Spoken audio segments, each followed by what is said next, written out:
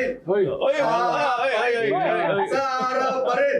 yan yung problema sa mga ganyan eh, no? Mukhang confident nga, no? So, yun Look yung at the confidence. Actually, hindi yan confidence eh. Arrogance. Sa harap pa rin. Diba, diba? Sa harap pa rin daw, 2028. Pwede bang i-eject yan dito? So, Parang yung na-eject sa Congress.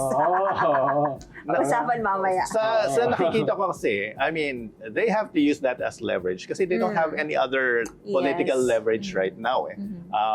Yung resources, maybe they have some resources, pero sa ngayon, ano pa yung pwede nilang maging leverage against sa mga senators? O pag nanalo kami, well, yung isang pwedeng leverage nila is, o pag nanalo kami, then yung mga may kaso, baka pwedeng mawala yung kaso. I mean, that could be a possible Pero kung leverage. i-deconstruct mo kasi yung numbers, maliban sa pinag-usapan natin kanina, saan ba nagsimula?